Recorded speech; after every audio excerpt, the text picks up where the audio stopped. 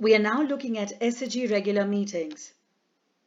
We had created a cutoff meeting for Jai Shri Ram and the meeting number was 15.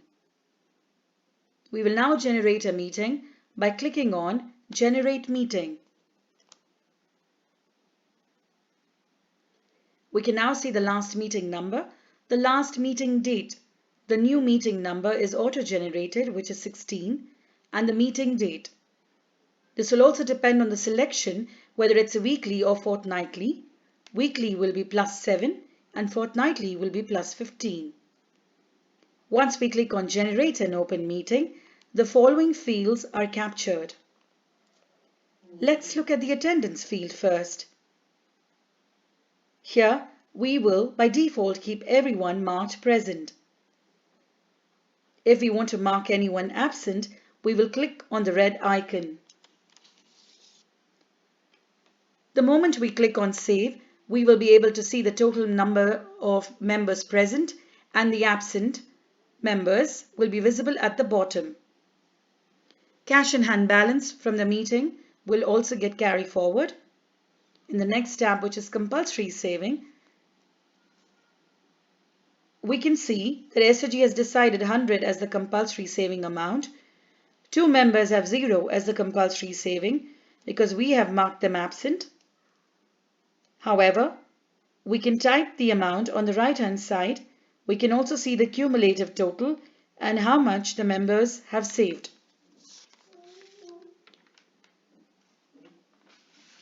As soon as I click on Save, the cash in hand balance has changed. The next tab is the Loan Repayment tab. Here, we can see Ankita Kumari has to pay 110 as the loan repayment.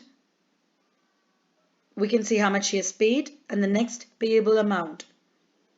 We can also check the loan number, the original loan amount, the current due, and the total due. The total due is 110.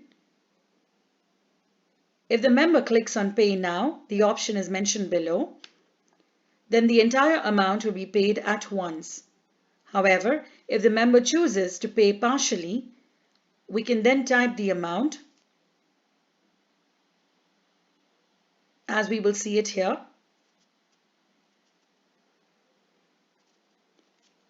C indicates the mode of payment. Just for example, we will enter a number in this field. On saving this data, we can see the amount paid and the next payable amount.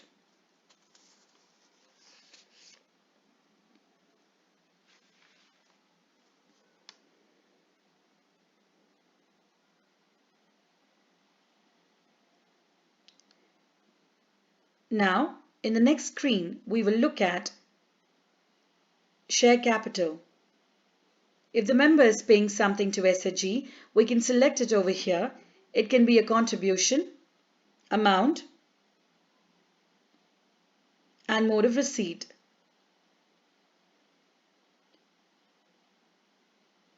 In the Other Payments tab, if the member is making other payments or the payment has been made, we can add that here and save.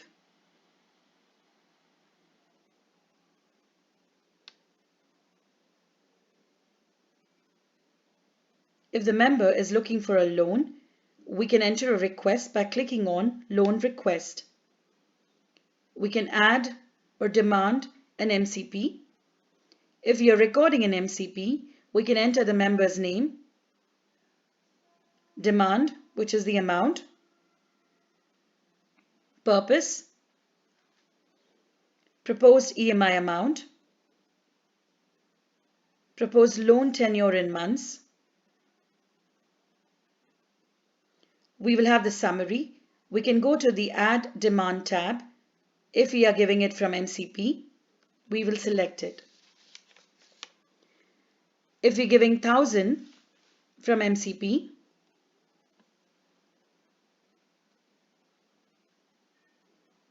fund source, priority,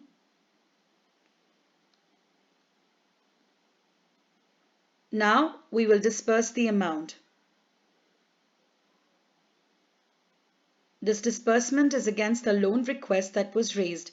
As you can see, 1,000 was requested. Loan number, fund type, the amount, and fill in all the other details.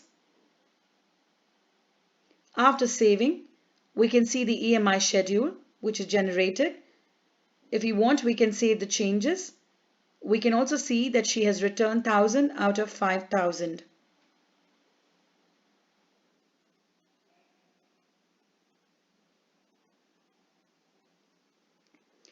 In the withdrawal tab, here we can withdrawal from the saving is 0. Members can withdraw from voluntary saving. When they leave the group or SHG, the settlement is done.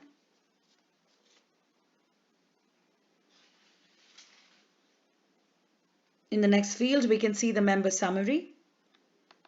We can choose the name of the member from the summary. Compulsory saving, which is 100. Voluntary saving, total loan repayment, which is at 90. Any penalty, paid to member, purpose, amount.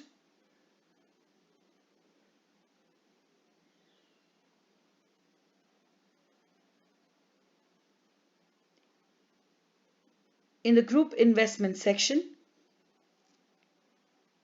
we can enter the compulsory saving in the VO. Amount. Multiple investments are also possible.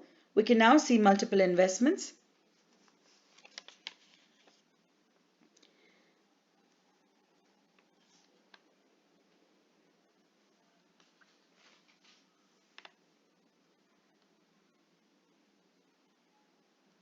Like here.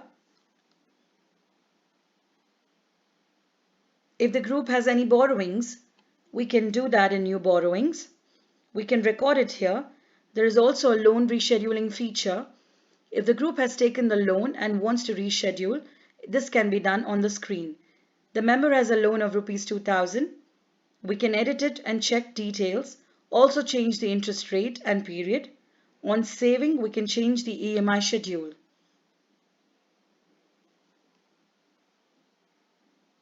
Here, as you can see, the principal demand and the loan outstanding.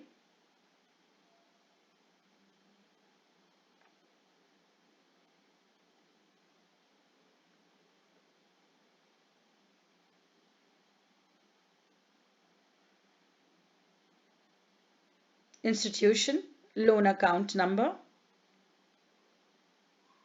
dispersal date, effective date, fund source, type of loan, amount withdrawn, interest rate, period in months, moratorium period, loan repayment frequency, mode of receipt. Next is the receipt and income. Received from, receipt, mode of receipt, bank's name, check number, transaction number, amount,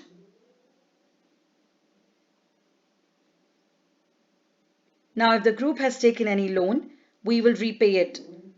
Today's payable is 202.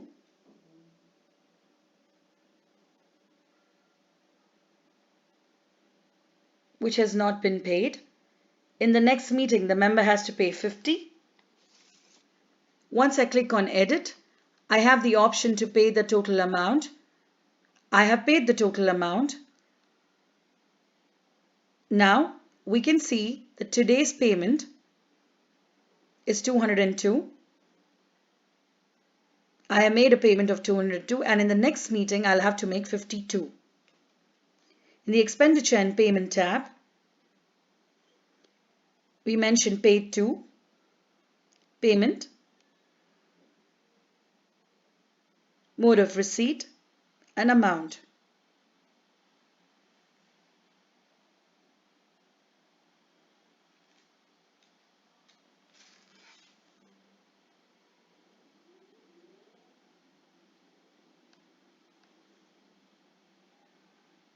In the next tab, bank transaction, we can update the passbook.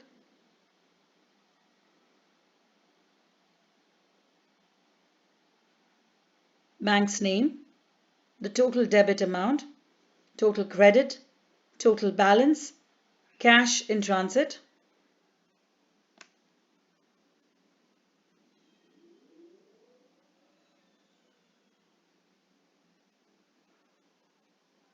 In the cash box section, we can check what is in the cash box, what's available, cash in hand, the opening balance.